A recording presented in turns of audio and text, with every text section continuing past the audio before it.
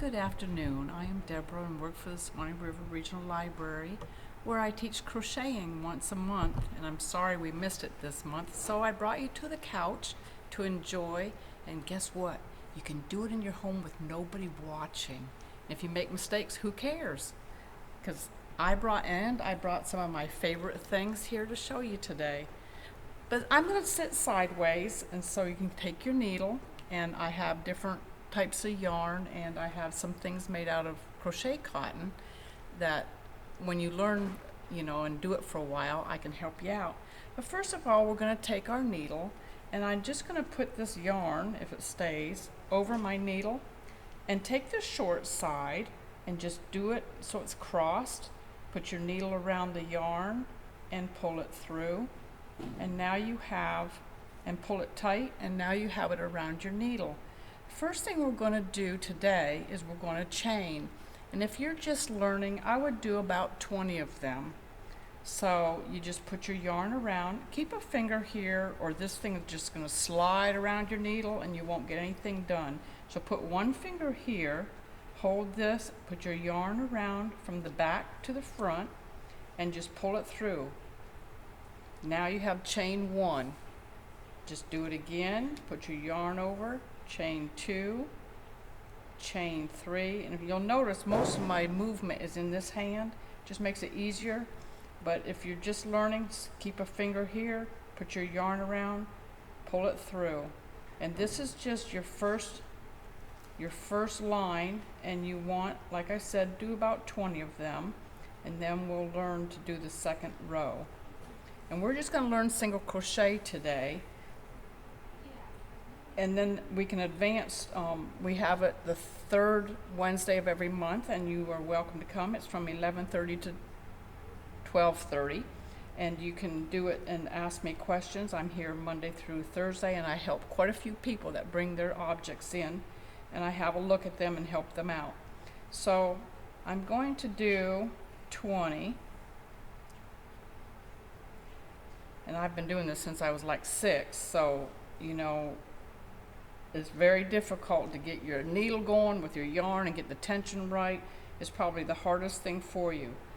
Once you have 20 done, and I'm going to stop here while it's purple and white, I want to skip the chain that's right next to my needle.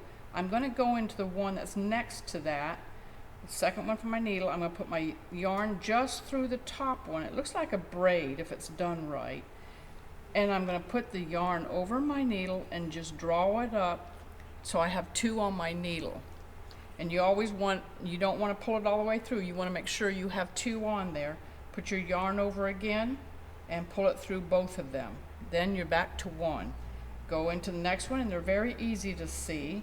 You go into this one, put your yarn over, pull it up. I now have 2. Put your yarn over and draw it through. Now on crocheting, the worst thing is not to go clear to the end, and you'll miss one. So no matter how long I've done it, I always count my stitches every couple rows so that I don't mess up. Otherwise you're going to have a pyramid and you won't be having something that's straight. So I'm going to keep on going across to my whole row. You'll just have to bear with me here while I finish out my row, and hopefully you're doing it at home at the same time. And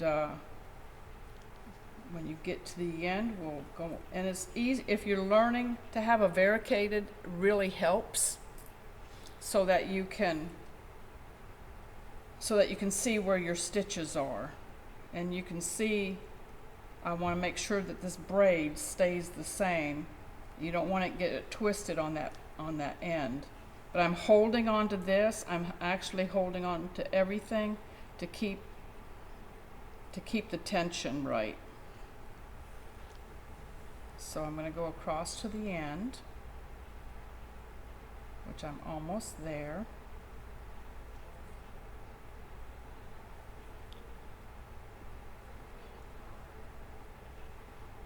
And you just keep on doing it. Try to keep the tension the same on every stitch. Okay, and when I get to the end, there's my end one, and right there's my knot next to it. So I have gone all the way across. I have one row done. Now before you turn it around, you want to put your yarn around and you want to chain one. If you don't, it'll go in and it won't be straight up the sides. Then it's much easier. Once you've done the first row, it's much easier because now you can see where every needle is going to go in. So I'm just going to go right in next to where my needle is in that first hole and repeat the same thing. Go right in here, put the yarn around, draw it up till I have two, and then draw it through.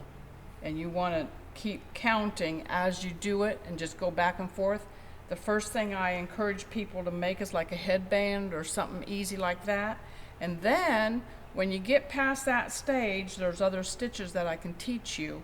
And I want to show you some of my favorite things here because I love making baby stuff. This is crocheted. I only brought crocheted here today, and it's just a little sweater, and you can see it's just single crochet all the way across. And so that's one item. Here's one of my favorite things is the little gift for a baby that's going to be born. There's your diaper soaker and the hat. And I have it, it makes a beautiful gift for somebody. This one's with a little flower if they're going to have a little girl. I have your fuchsia hot pink in case you love pink on a girl. I've got the fuchsia hot pink, and I've got the hat. It's all just different crochet stitches that are very simple. I've got my wool in different little fancy buttons to make it. I also wanted to show you, this is the popcorn stitch. It's a lot easier than what it looks. And this is two different blankets that I made using them. And then this is one of those fuzzy ones. This is difficult and it's really soft. This is pretty difficult for crocheting, so I actually did this with the Afghan stitch, and I can teach you that if you come.